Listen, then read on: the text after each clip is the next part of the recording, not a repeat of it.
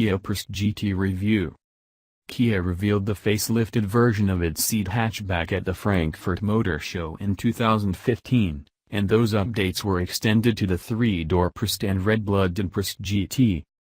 Upgrades from the facelift saw the GT gain larger brakes, new 18-in alloy wheels, a new grille and the same redesigned front bumper you'll find on the five-door Cee'd GT. The suspension has been revised in an effort to deliver a keener, more engaging drive.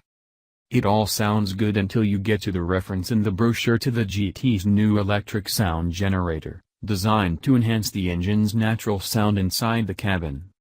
This type of generator is more commonly called a sound symposer, and it's something of a poison chalice. While it can fill a car's cabin with a sportier noise, it can also sound unpleasant and artificial.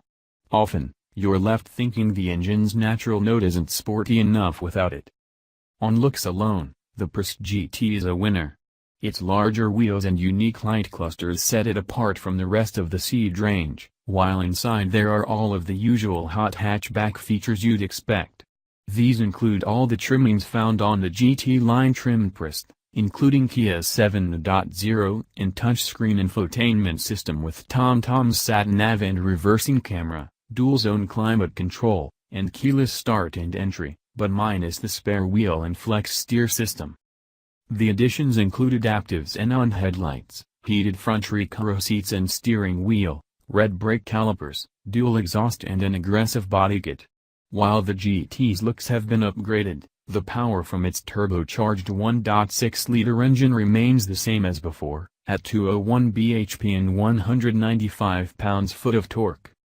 When we first drove the Procee'd GT in 2013, we praised its road manners and handling but found it to be more of a warmed-up version of the regular Cee'd than a true hot hatchback. That much remains true, because while this updated GT does offer an engaging and fun drive, it's never quite on the same level as class champions such as the Ford Focus ST and Volkswagen Golf GTI. Helped by its twin-scroll turbocharger, the 201 bhp petrol engine provides a decent surge of power, but acceleration feels simply rapid rather than rocket ship fast. Kia says the GT can reach 60 miles per hour in 7.3 seconds before powering onto its maximum speed of 143 miles per hour. That's fine, but the Golf GTI takes 6.5 seconds and has a higher top speed. The Kia's new sports suspension delivers a firm ride but is still comfortable.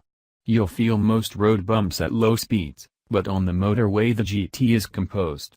There's some road noise from the tires but, as with the regular Cee'd, wind noise is fairly low. The GT steering is on the lighter side, although feels pleasingly direct. The car changes direction sharply without ever feeling unsettled. The 6-speed manual gearbox provides smooth, quick changes. On the right series of corners, the GT is fun to drive. It just doesn't have as much muscle as you might wish, and that's something which leaves it trailing behind the class best.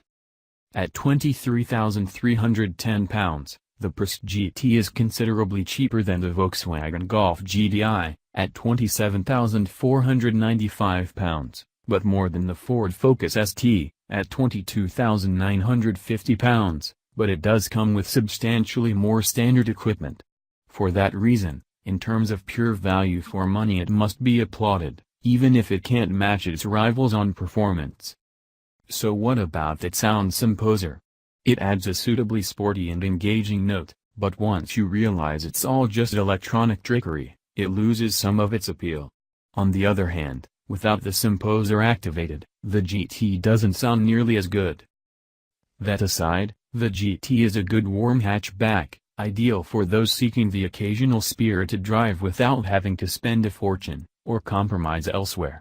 It's not as hot as some drivers might like, but with the true hot hatchback market so well catered for, perhaps there is room for a slightly cooler hatch.